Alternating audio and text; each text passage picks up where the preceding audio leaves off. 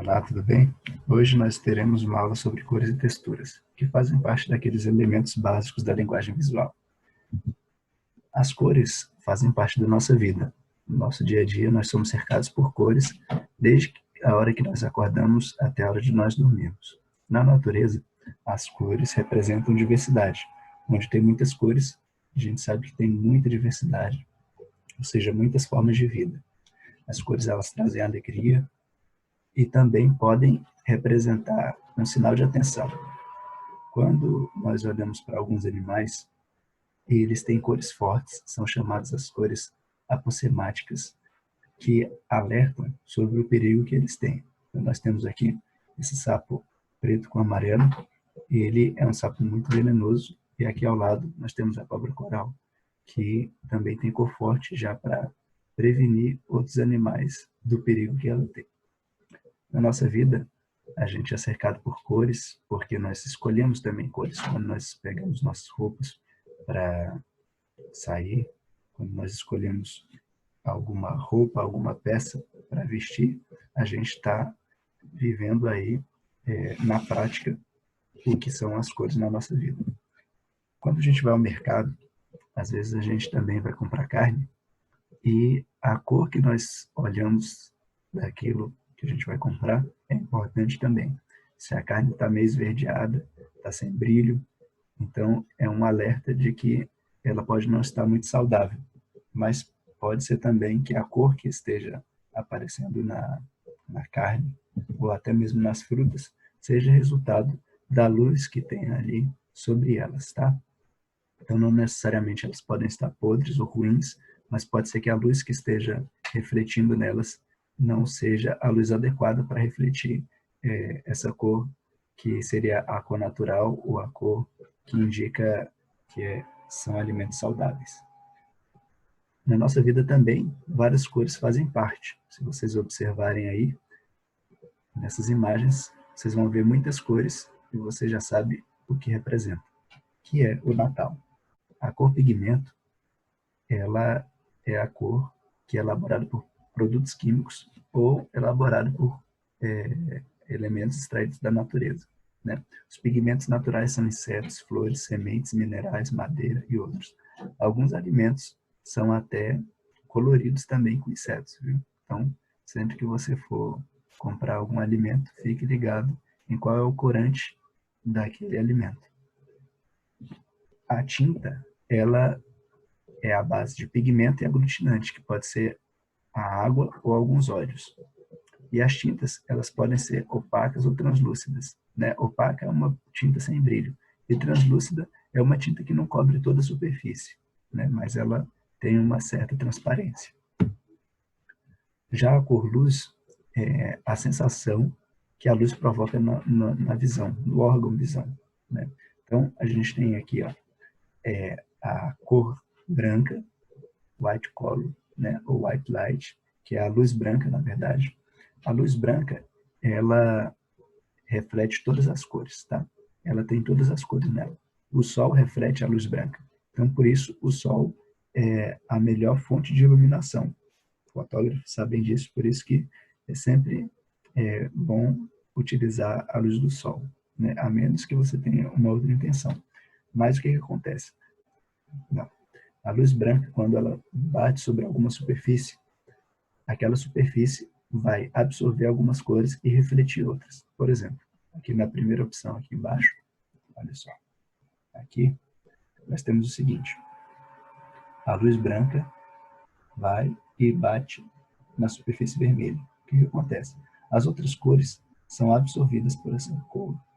E a luz vermelha, ou a cor vermelha, ela continua e chega até o seu olho.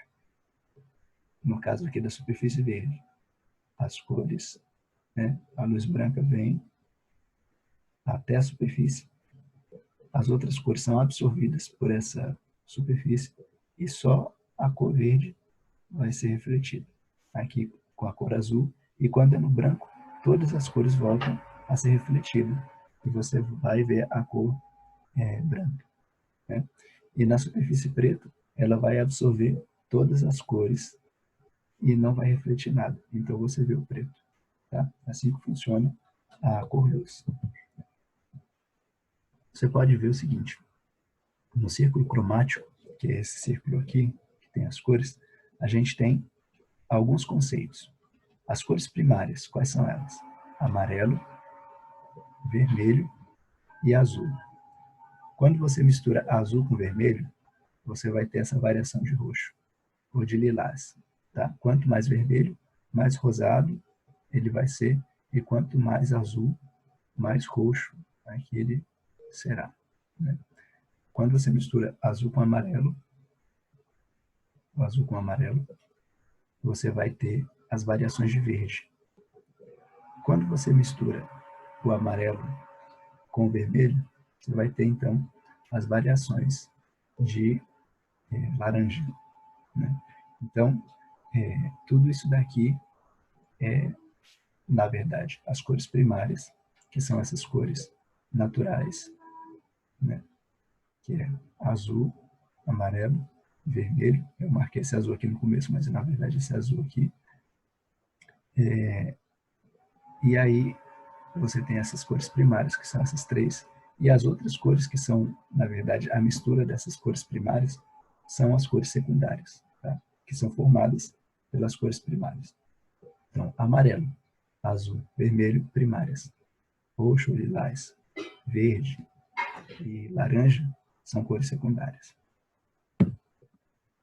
No círculo cromático, nós também temos as cores quentes, que são essas cores mais fortes, e as cores frias, que são essas cores talvez um pouco mais fracas, né? Na verdade, não são fracas, mas elas têm tonalidades mais frias. Como que a gente vê isso no nosso dia a dia? Olha só, no inverno, especialmente nos países em que neva, a gente vê que no inverno as cores frias elas são predominantes, né?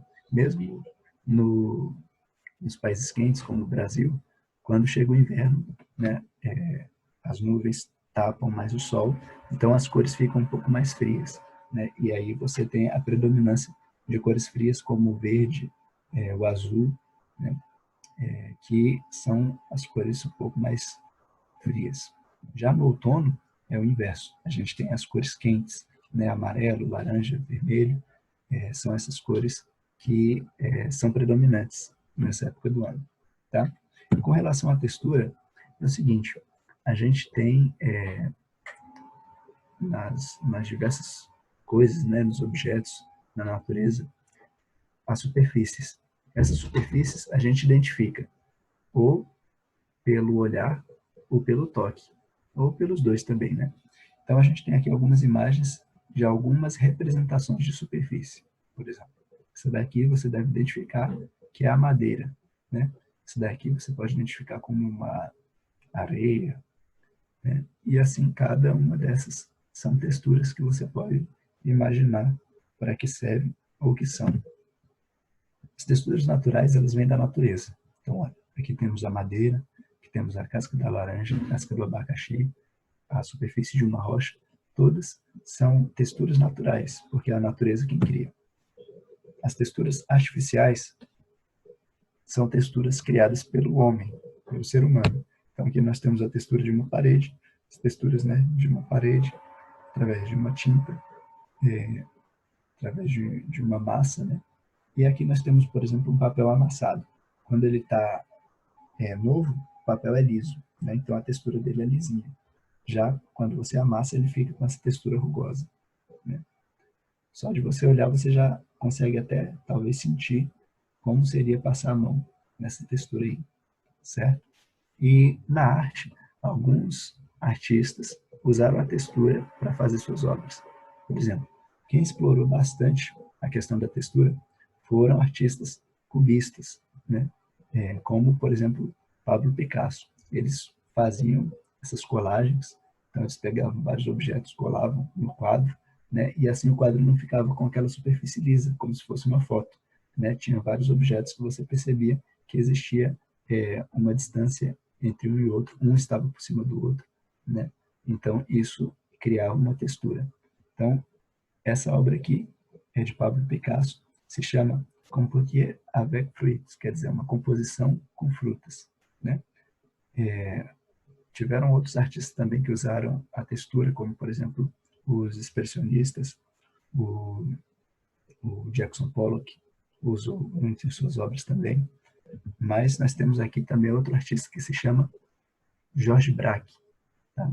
Esse daqui é um quadro que se chama Prato de Frutas, As de Paus. Né? A gente tem aqui algumas frutas, a gente tem aqui uma As de Paus, que faz parte da carta do baralho, e ele também usa essa questão da colagem, né? E da textura. Então você olha e você percebe que tem algumas coisas na frente das outras, né? Que elas estão muito próximas, e isso causa essa percepção ou essa impressão aí de textura, certo? Então, essa é a nossa aula hoje.